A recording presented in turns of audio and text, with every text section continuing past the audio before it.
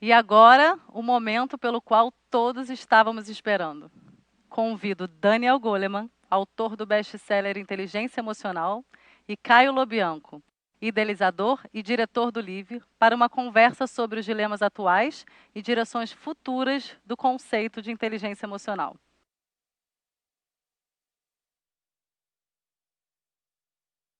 Olá a todos presentes, é um prazer enorme estar com vocês em mais um Congresso Socioemocional LIV.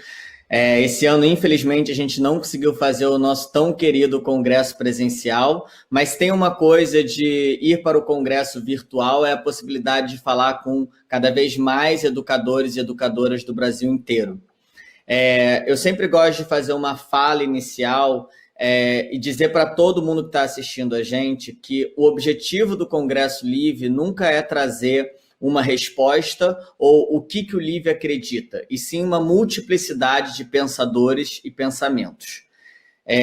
A gente não acredita no LIV em uma referência teórica, a gente acredita numa múltipla referência teórica, e eu acredito que cada vez mais no mundo e na nossa sociedade a gente precisa explorar mais e mais referências e não só trabalhar com uma linha de pensamento.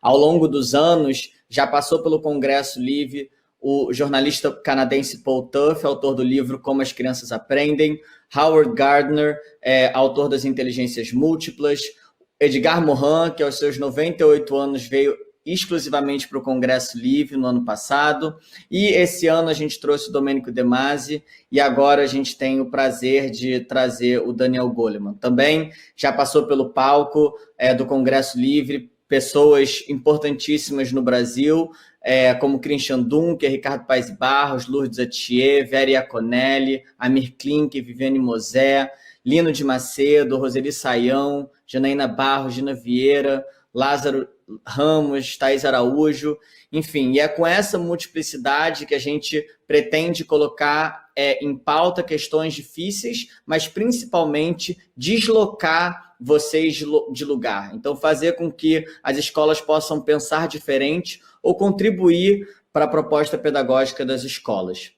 Bom, então eu não vou me alongar muito. Eu gostaria de chamar agora para a entrevista o Daniel Goleman. So please welcome Mr. Daniel Goleman to our interview. It's an honor for me to be talking with you. You are definitely one of our main reference when we started our program, and it's a pleasure to be with you right now. Thank you. I'm very, very happy to be able to join you here in Brazil. Thank you, Daniel. So the idea of this interview is not to talk about the basics of social and emotional learning, which I think, and emotional intelligence, which I think you have been talking in many other interviews, but to try to navigate to some different and difficult dilemmas around the theme, and what are your expectations in the field and where we are moving next. But before, I think we should definitely start from the beginning. So I know that there are many definitions what emotional intelligence means. So I would like to understand, what is your definition on emotional intelligence, and why is this a crucial concept, especially nowadays? I see emotional intelligence as meaning we can be intelligent about our emotions. I believe there are 4 domains of expertise. One is self-awareness, knowing what we're feeling and why we're feeling it, how it affects what we do.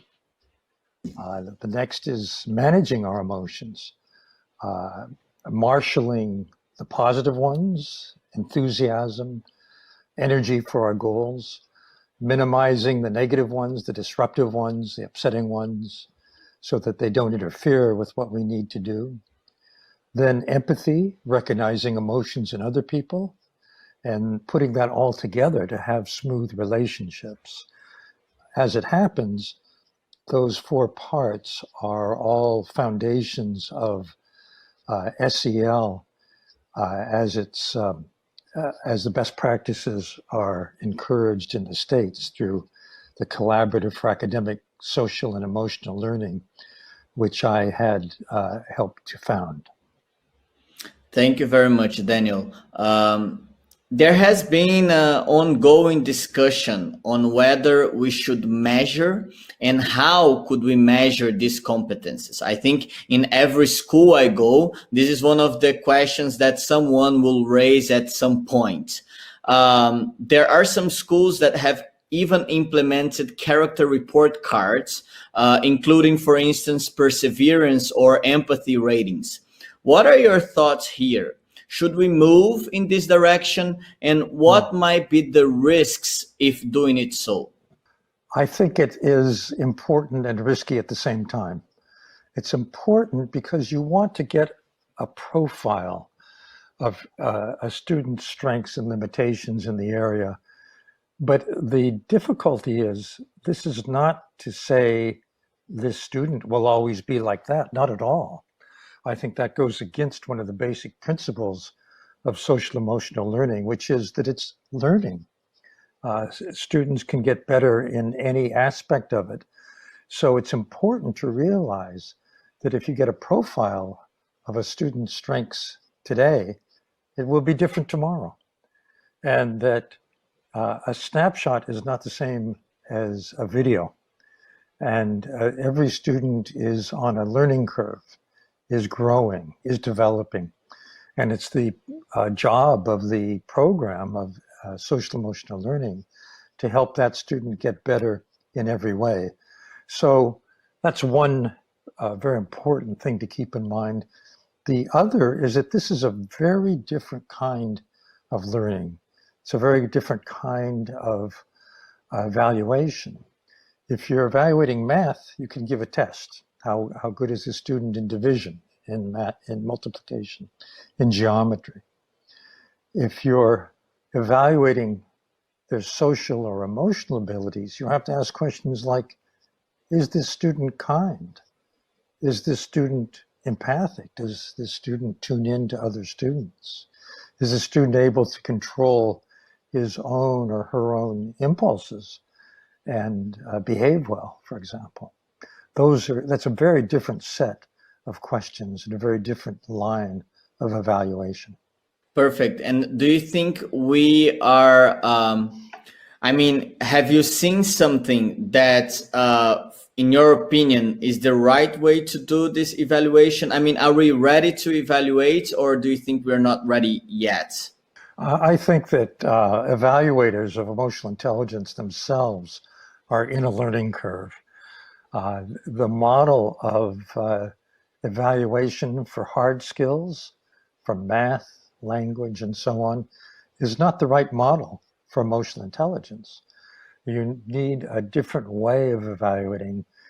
In the business setting, in an organization, for example, with adults, you would ask other people to evaluate the target person. Maybe that's a model that can be used in schools. A teacher has a sense, other students have a different sense of how a given student behaves, how a given student manages her emotions or his emotions. So I think you need multiple angles of evaluation. And other students, exactly. So I would say the best evaluation is one that has many, many different perspectives on the same person. Because we're not the same with everybody. We're different with, a child is different with her parents than she is with her friends, for example. And how accurate are self-evaluations in your opinion? I think self-evaluations are probably the least accurate way to assess this skill set. We find, working with adults, for example, that people who need to change the most, who need to develop the most, tend to see themselves as most perfect. They don't understand. They have a blind spot about their own weaknesses. And I think it's part of human nature. We don't see what it is that we don't do so well in this domain. Other people will see it very vividly. That's why it's important to ask both self and others. And particularly, actually, we see the gap between how you evaluate yourself and how others evaluate you as a measure of self-awareness itself. If it's very, very big, that gap, then your self-awareness is not that good. If it's very small, it's pretty good. And something that you touch that I think it's very important for me is being careful to not consider your evaluation as being something defined. So something that will go on with you for the rest of your life, but for a learning process, okay? But my concern is how can we show the student the results of his or her evaluation concerning their social and emotional learning skills, and encourage them to not take this as a definition for the rest of their life. So I'm just concerned with what might be the impacts for the kids when looking Sure. at this evaluation. I don't know if I'd even show it to the kids, actually. I think it's more for Okay. teachers and parents, because a child might misunderstand very easily and think, oh my gosh, I'm always going to be unempathic, or I'll never be able to manage my impulses. But we know that the brain of children is developing until the mid-20s, and that the social and emotional circuitry is the last part of the brain to become anatomically mature. And that repeated experiences, the kind that you can give in that hour of social emotional learning every week, for example, the repeated experiences strengthen the circuitry. Between the ages of 5 and 7, there's a huge shift in the ability to manage emotional impulse.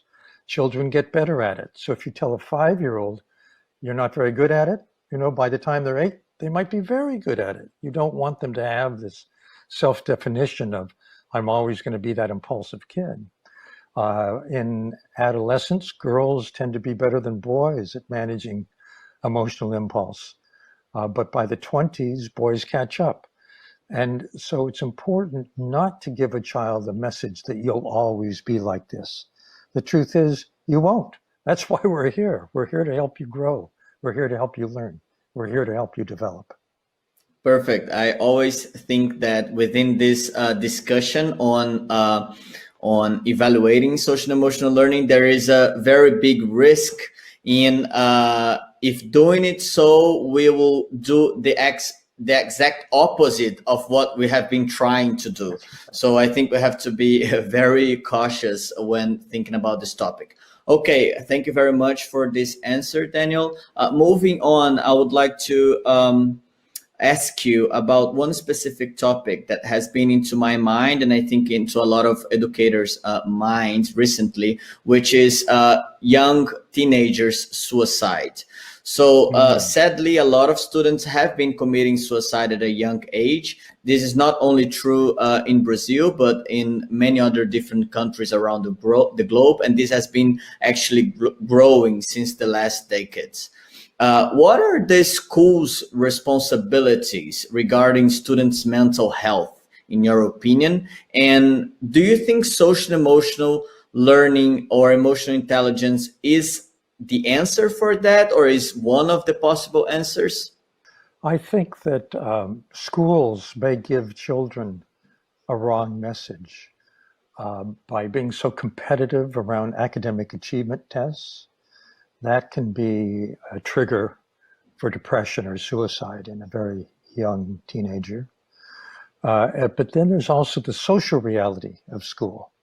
If nobody at school likes you, you can start to think, oh, I'm always going to have a horrible life, and get very depressed.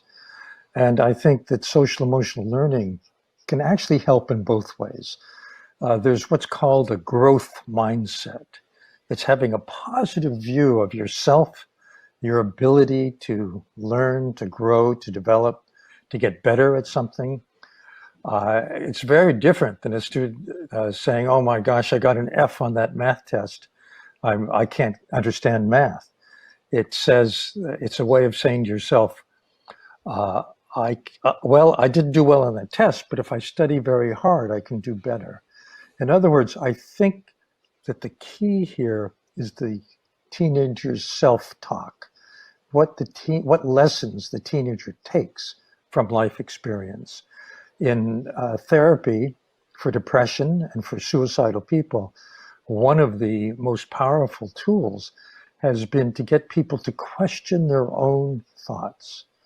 to talk back to suicidal thinking. Suicidal thinking tends to be hopeless and helpless.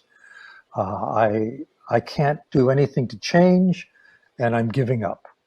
And I may as well die. That's the thought trend. But the truth is, you aren't helpless. You can grow. You can change. You will change. You will grow. And everybody has the possibility of getting better, getting new friends, for example, doing better in math, whatever it may be. But you, the teenager who has these thoughts, needs to remind yourself as those thoughts come up what the counter argument is. This is the therapy that was developed by Aaron Beck, the father of cognitive therapy, whose first focus was on depression and suicide. And it turns out that this cognitive approach, questioning your suicidal thoughts, is extremely powerful if you can help a youngster learn how to do that. And I encourage that approach. You made me think about some things, and I want actually to include another question that I was not thinking about making before. But sure. You touched on a point about question yourself about your suicidal thoughts. And that made me think about, there has been a lot of people talking about thinking positive. So this is a very good, there's a very big topic on that, about thinking positive. What are your thoughts on that? Because I think sometimes we focus a lot on thinking positive, but I think it's also so much important to talk about the negative things that have been occurring in life. So is it thinking positive the answer, or do we have to do a blend of both? I think instead of thinking positive or thinking negative, think realistic. What's the reality for this child?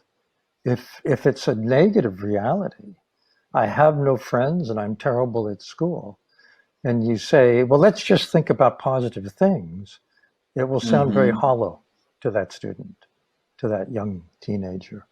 I think it's better to say, well, let's look at what the places are that you could do better, you could learn to do better.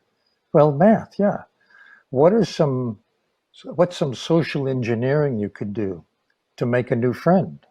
Oh, well, that's a different way of thinking about it. In other words, it gives the power back to the student or the young teenager, instead of feeling helpless and hopeless. Oh, maybe there's something I can do. And that's not positive thinking. Positive thinking in the worst sense is denying the reality of what's negative. And I think that can be very damaging, because kids know. I mean, you're talking positive, but hey, my life is terrible.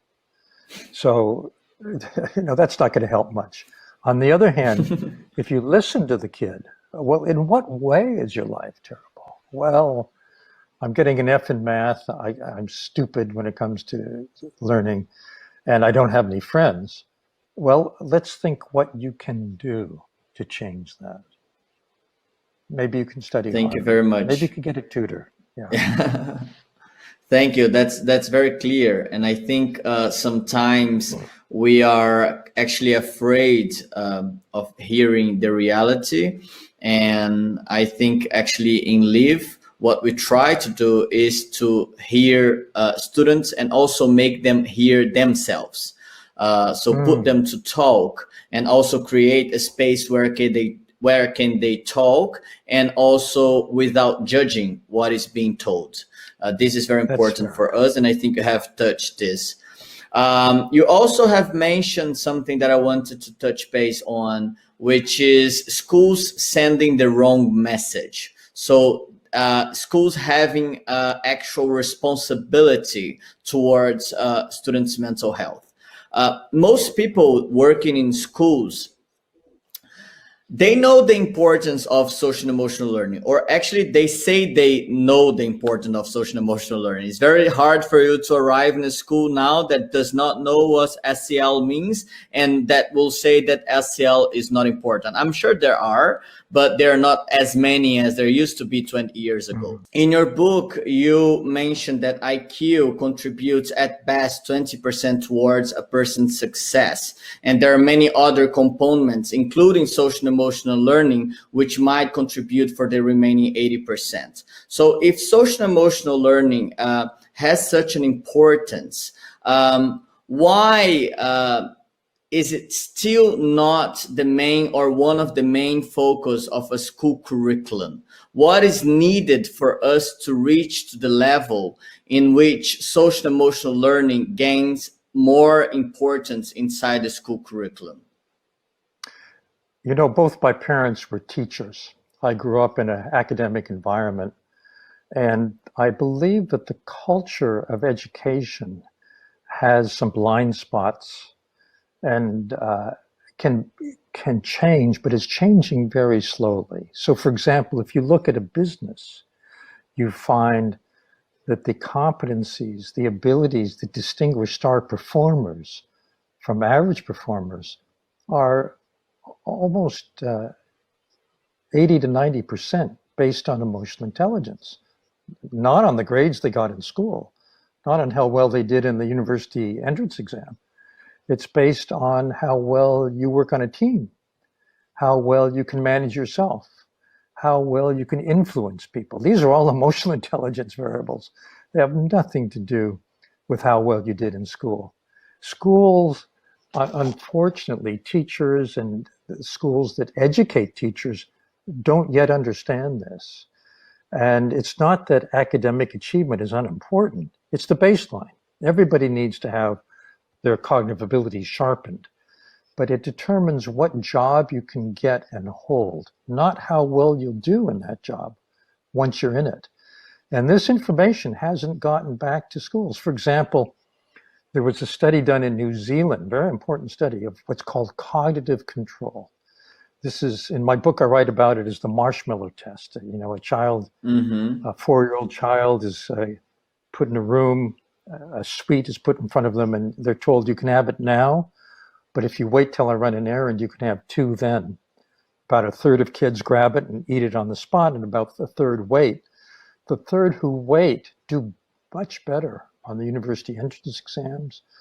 They can delay gratification in pursuit of their goals. That's what this measures. In New Zealand, they measured, it's called cognitive control, technically. They measured this in children between ages 4 and 8, and then they tracked them down in their 30s. And they found that cognitive control was the best predictor of that child's financial success and health in their 30s, much better than childhood IQ. Very interestingly, much better than the wealth of the family they grew up in. It's a completely independent variable, and it's one that is strengthened through social emotional learning. Perfect. And you mentioned the importance and the role of the teacher. And that's actually connected to another question that I wanted to make, which is about what is needed for a teacher to do the work of social and emotional learning. Teacher burnout is an international epidemic. Sure. 45% of new teachers leave profession in the first 5 years. So how to expect teachers to handle students' emotion when they might be struggling to handle their own? What do teachers need in order to be able and capable of doing this work? They need SEL in ed schools, education schools. For example, I just was talking to several thousand physicians in Mexico. It's the same problem, horrible burnout now, particularly with the COVID virus. But even so, these are very high pressure, high stress jobs, teaching, medicine. And what will help is giving teachers the kind of basics of SEL, particularly how to handle your own stress. There's some very easy to learn methods for de-escalating stress. But if stress is chronic, if you never have a chance to recover, you're going to get to a state of emotional exhaustion, burnout, and probably leave the profession. So I think that in a way, it's an emergency for education. And I think that education schools, where teachers go for their education, should give them the tools that will help them manage their own physiology, help them manage the stress of the profession itself. If that were the case, I think there'd be much less burnout of teachers. Yes, I think I totally agree with you. And I think this is one of the things that teachers have been asking us so much. We need LIV for teachers. That's why we have also been developing a whole program for teachers, because we need to take care of who we want to take care of the students, right? And I think thinking about teachers is as important as thinking about the students. Moving on, 2 years ago, when I was talking to Howard Gardner, when he was at our Congress, he mentioned something that for me was very interesting, and I would like to hear your opinion on that. People can use their emotional intelligence to achieve many different goals. I'm pretty sure that, for instance, Hitler had a lot of communication skills, perseverance, and creativity. What are your thoughts about that? How can we make the work of social and emotional intelligence in a way that we won't create new Hitlers? Howard is an old friend of mine. We went to Harvard together. I've known him for many years, and he's made this critique for a long time, and I agree with him. I think that the best social emotional learning programs emphasize empathy.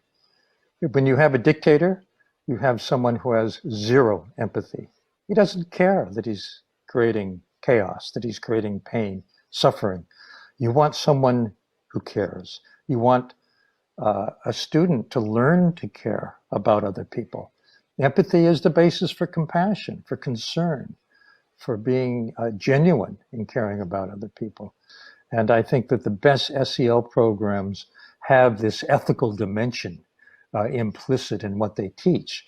And if you can get students, if you can get children to care about each other, then you'll have adults who become good parents, good spouses, good teachers, good heads of schools. You'll have a society where people care. And I think that's what the best SEL programs should be producing. Perfect. I totally agree with you. And I normally tell people that when judging a social and emotional learning program, you have to make two questions. I'm sure there are many others, but I try to summarize in two questions. The first one is, will the students enjoy it?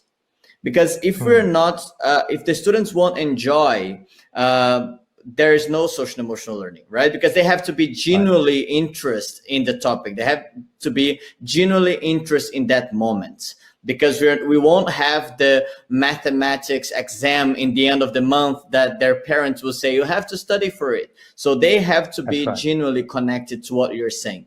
And the second question is it connected also to ethical questions, to ethical content?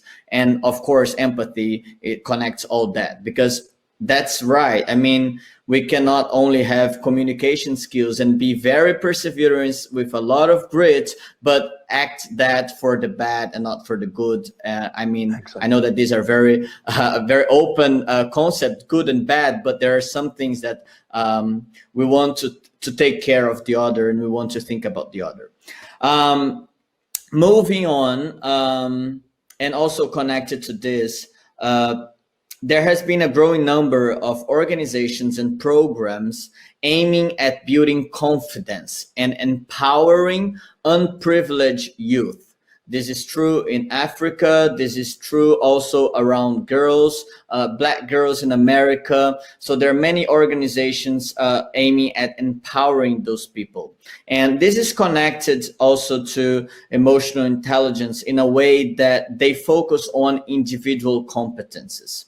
I know that there is empathy and there's also relationship, and that's not only individual, but there is, when in the empowering message and the confidence message, there is a focus on individual competences. My questions to you is, what might be the risks of focusing on individual competences in a world with extremely unequal power structures that disproportionately affect certain communities? This is a very old question in thinking about and theorizing about how to attack social injustice. What you're saying is that many programs focus on building strengths in the individual, but don't change the system. So if the system itself is inherently biased, a book has just become a bestseller in the United States, which says that there is a caste system. There's a caste system which disadvantages Black people. They're the lower caste. It's unstated, but it's enforced constantly. And so even if you have someone who's very, very bright, who's very, very competent individually, they may still be the victim of prejudice by people in power. So I think you have to tackle both the system itself as well as empowering the individual. So you believe that within the social emotional learning program, we should also touch base on the system and questioning the system, and this is part of the social emotional learning. I wrote a book recently with someone at MIT, Peter Senge, on the future of SEL, and in the book we argue there are three things that should be added to SEL. One is helping students focus better, particularly in this age of distraction. And there are very simple ways. Enhancing cognitive control, which I talked about, does that. The second is emphasizing empathy, concern, and compassion. Talked about that. The third is understanding systems, how systems operate, economic systems, political systems, environmental systems, because this next generation has the opportunity and the challenge of tackling systems too. And I would love to see SEL programs also teach students about how systems operate. I think that's something for the future. And if students had that comprehension, then they would be better at changing things. Could you tell again the name of the book so people can look for it? It's called The Triple Focus in Education, Daniel Goleman and Peter Senge, S-E-N-G-E, authors. You can get it online at Key Step Media, one word, keystepmedia.com. Perfect.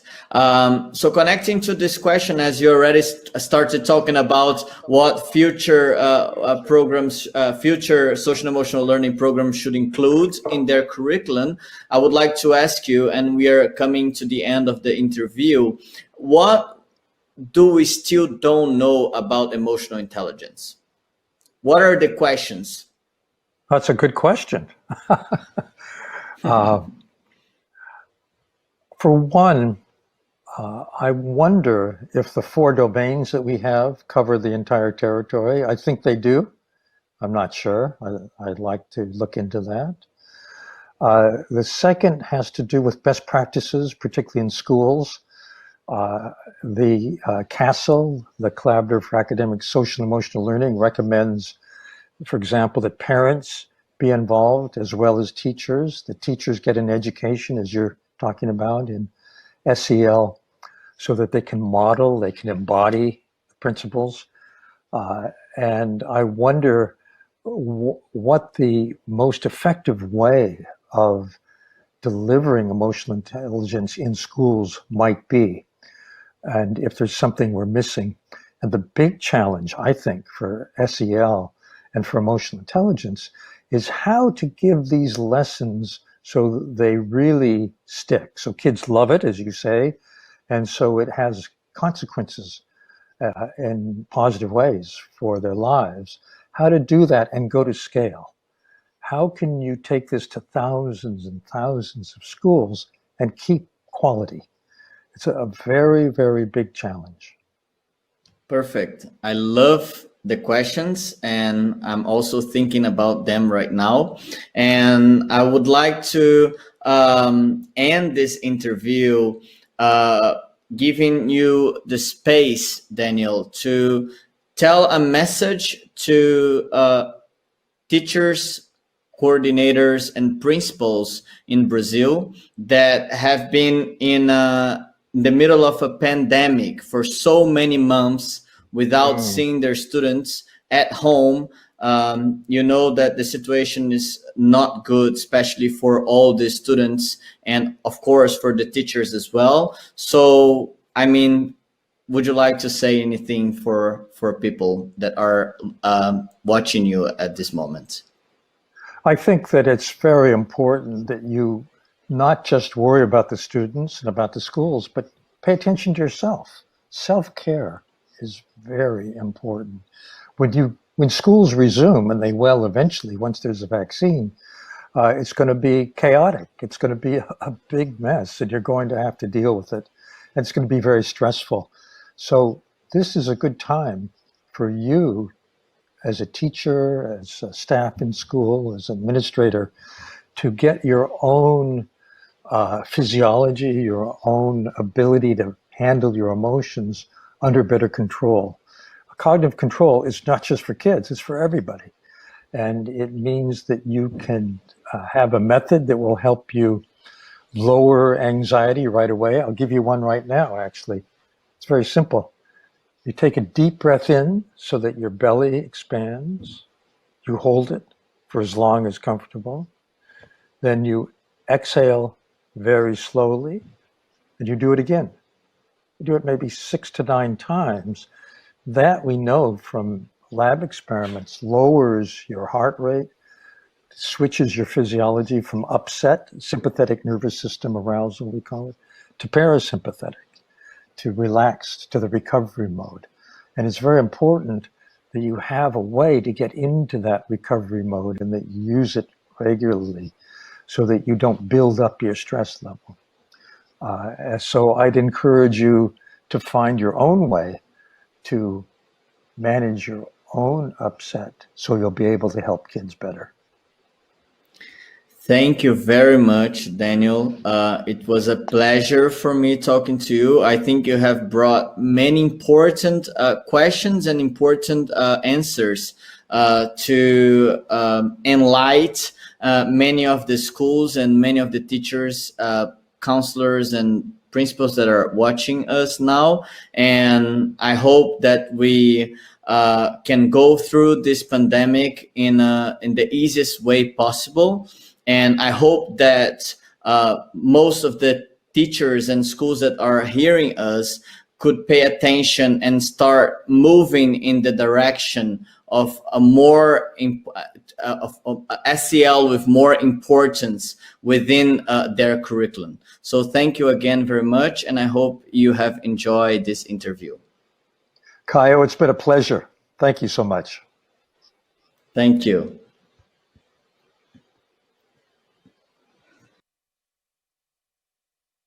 Gente, que encerramento marcante. Agradeço a todos os participantes, representantes das escolas parceiras e as comunidades escolares do Brasil inteiro que estiveram com a gente nesses 2 dias do 2º Congresso LIV Virtual.